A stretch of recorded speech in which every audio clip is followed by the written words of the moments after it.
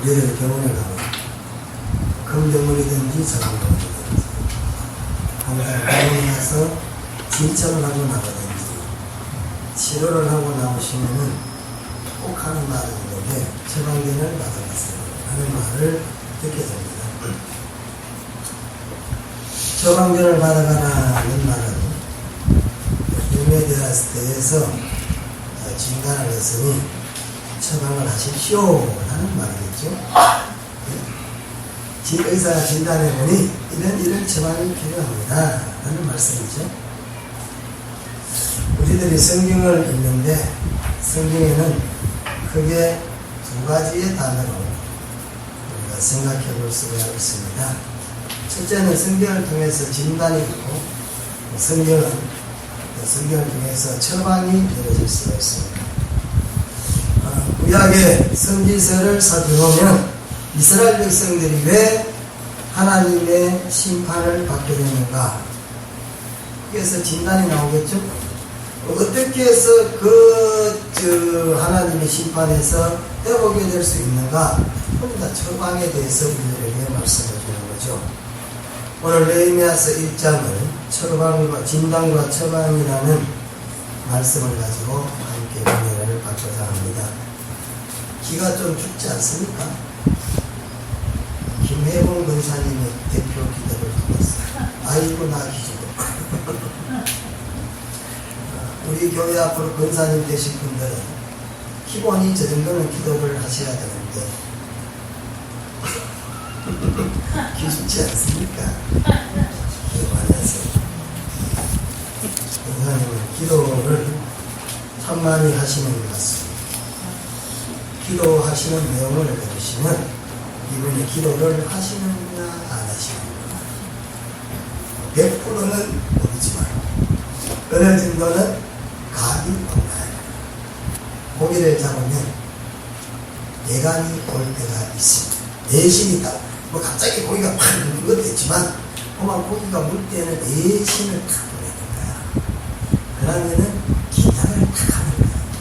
그래서 확실히 내가 고기를 잡죠. 그래서 감이 딱 오잖아요. 이분이 어느 정도의 영적인 은사와 체험을 갖고 계시는구나. 그래서 이게 기본적으로 베이스를 깔아야 되는 거야. 네? 기본적으로 근사님 정도 되신다면 기본적으로 베이스를 깔아야 되니까 기습죠. 기습을 별로 없어요. 여러분도 기도하시면 되죠. 또 여러분도 영적인 체험을 기도하는 가운데 하시면 또 기도하는 데 있어서도 참 은혜로운 기도가 되겠죠. 그래서 언젠가 프로를 보니까 아이고 나 기주가 그랬는데 오늘 좀 기가 좋습니다. 오늘 우리는 본문의 말씀을 통해서 BC 586년에 이스라엘이 바빌론의 침공을 통해서 그만 참담한 멸망을 겪게 되었습니다. 네? 왜 그런 바빌론으로부터 침략을 받아가지고 역사에 없던 유례없는 참담한 멸망을 당했는가? 그게 알기 위해서 진단이 필요하다. 또 진단을 했으면 어떻게 되나? 처방을 또 해야 된다. 예? 그렇죠? 예? 진단만 하면 안 되잖아요. 또 처방만 해서도 안 되는 거야. 바로 진단 안 하고 아무리 좋은 장국을 어떤 분들은 필요 없는 나물거리 드시더라고. 여러분, 나는 담배 임상공사하고는 관계가 없지만 별로 안 좋아할 것 같은데 인삼 좀 다투지 마세요. 네? 뭐 인삼이 그렇게 좋다고 막 디나게나 막 드세요. 인삼은 식욕 촉진제입니다. 그러니까 식사를 잡아 당기는 거야. 그러다 보면 비만이 생겨서 어떤 건 생긴다 이거야. 네? 그렇잖아. 근데 어떤 분은 또 뭐라고 그러더라, 개똥쑥이라나 이런 쑥도 이름이 향할 수 있어. 그걸 막 그냥 드시는데 쑥이라는 종류도 또 입맛 땡기는 거예요. 근데 보통 여름에 뭐 이렇게 그리고 있잖아요.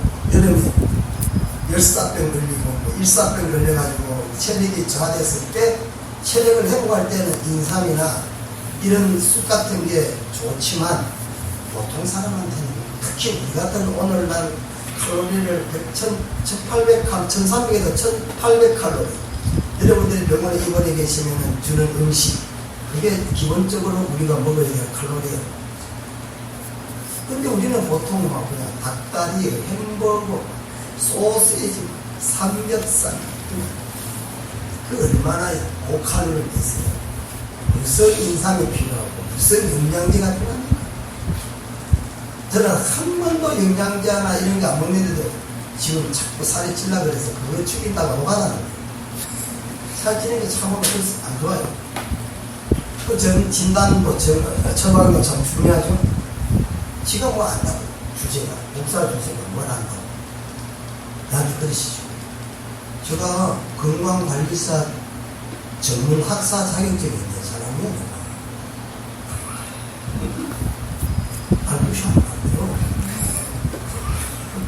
음식을 드실 때는 잘 물어보고 드세요. 이거 먹어야 되나 먹어야 되나 말이에요.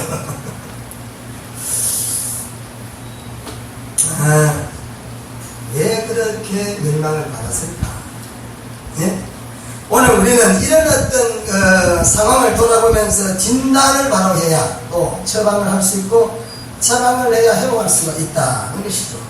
오늘 본문에 보니까 하가랴의 아들 느헤미야의 말이나 1장 1절 아다사다 왕 제20년 기슬월에 내가 수상궁에 있는데 이 나라를 보고 2절에 내 형제들 가운데 하나인 하나니가 두어 사람과 함께 유다에 내게 이르렀기로. 자, 느헤미야와 하나니가 지금 둘이 대화하는 내용이 이제 시작이 되는 거죠. 대화를 하면서 예루살렘이 어떠냐, 내가 떠나온 내 고향 예루살렘이 어떠냐 라는 이야기를 들으니까 여기에 3절에 그들이 내게 이르되 사마뱀을 면하고 남아있는 자들이 그 지방 거기에는 큰 환난을 능력을 받으며 예루살렘 성은 허물어졌고 성들은 불타버렸다.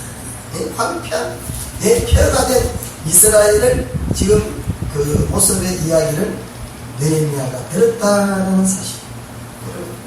느헤미야는 비록 예루살렘에 살고 있지는 않았지만은 그러나 제2세로서 예루살렘의 제2세로서 그들이 바벨론 포로를 붙잡혀 와서 난 느헤미야지만은 그러나 그가 듣고 그가 배우기는 예루살렘 성이라는 것은 특별한 성입니다.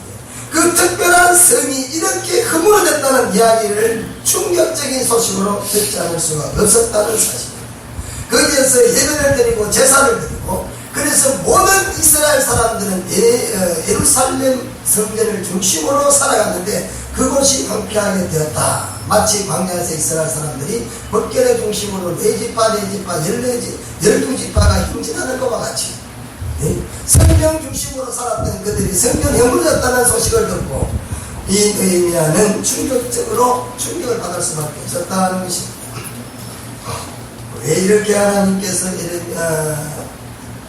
예루살렘을 하나님께서 비참하게 허물어버렸을까? 예?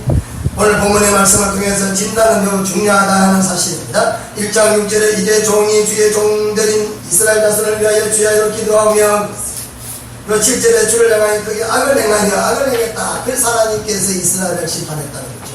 악을 행했다. 그럼 악이라는 게 뭐냐? 성경 관주를 찾아보니까 예레미야서 2장 19절에 보니까 여호와를 버리고 경외함이 없는 게 악이다. 이렇게. 예레미야 2장 19절에는 관주 성경을 보니까 악이 뭐냐? 예? 첫째는 하나님을 버렸다. 그들이 마음으로 하나님을 버렸다. 예? 그리고 두 번째, 여호와를 경외하는 마음이 없어졌다 그랬습니다. 그래서 그게 악하다는 거예요.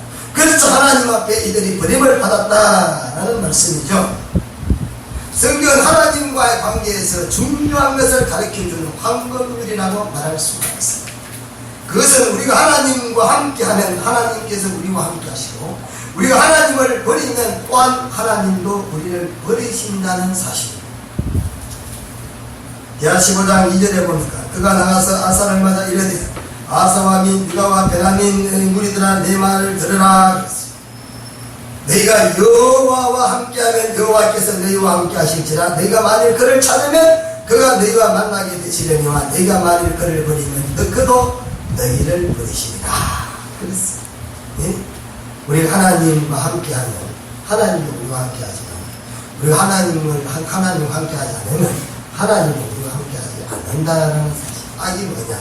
하나님을 버렸다. 그렇습니다.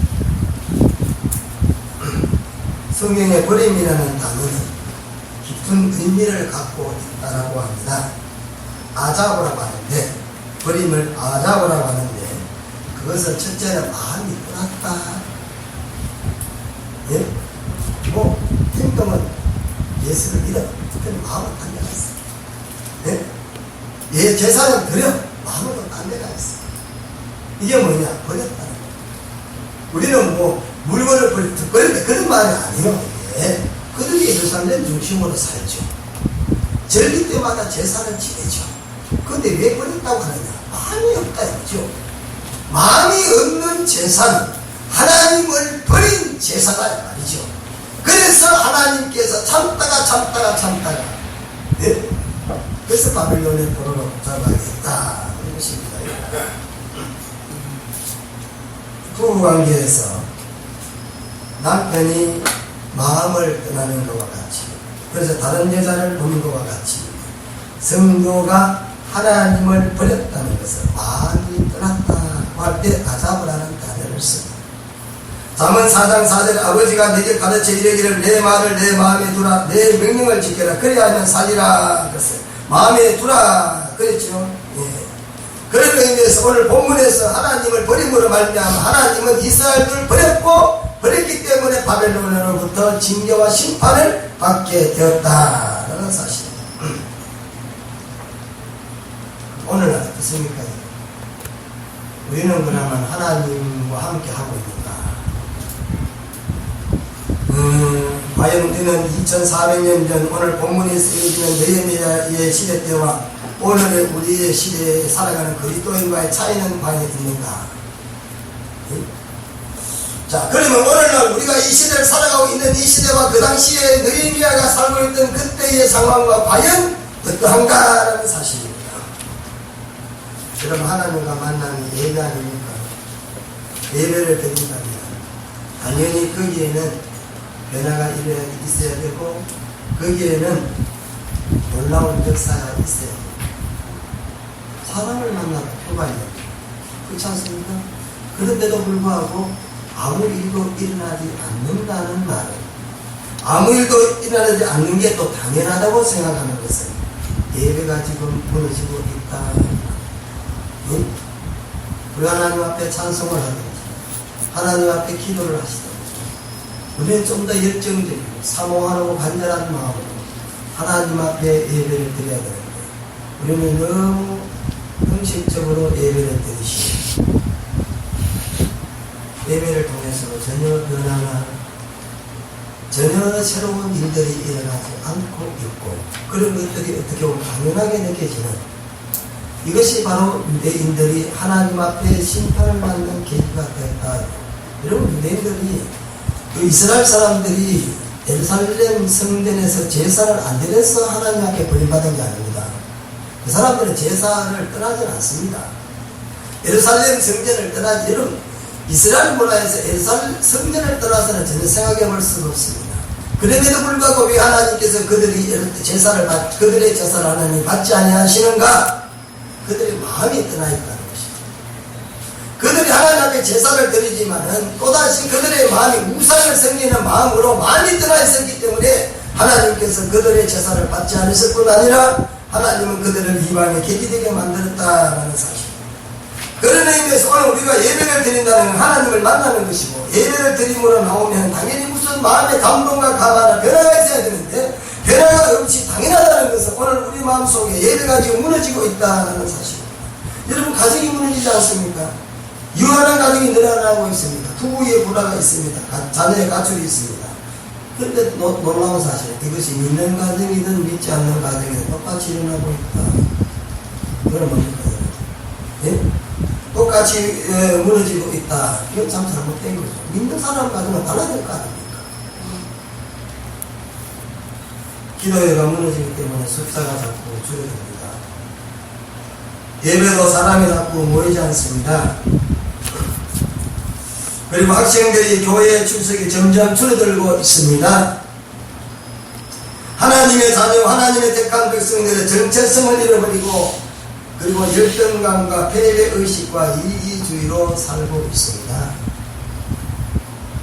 네? 여러분 어떻습니까? 정체성 회복되셨어요?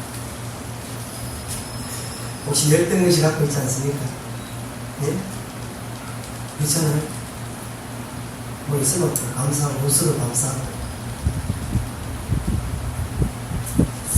오늘 우리는 이스라엘의 심판을 돌아보면서 그들의 진단을 바로 해야 되겠습니다. 그래야만 우리는 처방을 바로 내릴 수가 있다는 사실입니다. 한 연구소에 따르면 16세에서 69세 남자 1512명을 대상으로 실시했는데 신뢰도의 여론조사를 했습니다.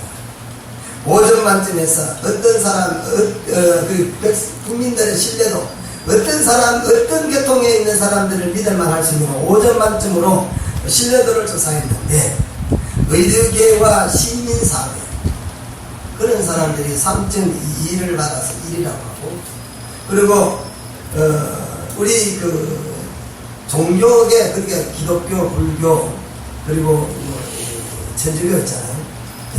종교계가 3.0을 받았다고 합니다. 그리고 그 중에서 가톨릭은 4.11, 불교는 4.0, 기독교는 국민들로부터 신뢰도가 얼마인가? 3.34라고 해서 가장 낮다. 종교인 중에서 기독교인들의 신뢰도가 가장 낮다. 왜 그럴까? 이 말이죠. 예? 하나님을 의지하지 않기 때문에, 여호와를 두려워하지 않기 때문에, 여호와를 버렸기 때문에 우리는 이런 말씀들을 돌아보면서 우리의 삶의 중심들을 다시 한번 기억할 수 있어야 되겠습니다. 오늘 본문의 핵심은 그렇습니다. 우리가 하나님 중심으로 살아야 되겠다는 것입니다. 그렇지 못하면 우리는 우리뿐 아니라 사회가 병들어간다는 것입니다. 오늘 우리는 올바른 처방전을 바로 내야 되겠습니다. 우리의 신앙생활에서 항상 하나님 중심으로 살아야 된다. 이스라엘 사람들이 그들이 마음이 하나님으로 떠남으로 말미암아 그들이 바벨론의 포로가 되는 것과 같이 언제든지 하나님이 우리도 그런 결과를 맞을 수 있게 된다는 사실. 지구상에서 핵폭탄을 준비하고 전쟁을 준비하는 나라 중에 유일하게 대한민국 아닙니까? 네? 우리는 너무 안일하게 살고 있지는 않아요. 외국인들이나 외국에 있는 사람들 우리나라에 오면은 굉장히 긴장을 많이 하는데 우리는 불과 30분 거리에 지금 무기를 핵폭탄을 갖고 있는데 별로 그렇게 긴장하게 되지 않습니다. 여러분, 하나님은 왜 지구처럼 왜 이 세상에서 유일하게 이런 나라로 하나님께서 우리를 만들어가고 있을까? 하나님 중심으로 다시 한번 하나님 앞에 나올 수 있는 우리가 되어야 되겠습니다. 아멘. 하나님의 중심, 하나님 뜻, 하나님의 계획으로 우리가 살아갈 때 우리는 바른 진단과 처방으로 하나님의 은혜를 누리게 될 것입니다. 기도하겠습니다.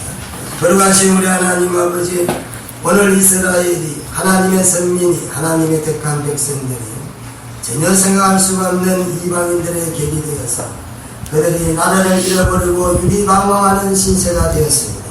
오늘 이들이 왜 이런 결과를 맞이했는가를 성경 그들에게 교훈하고 있고 또 이런 결과를 맞지 아니하기 위해서는 어떻게 해야 될 것인가를 그들에게 교훈하고 있습니다.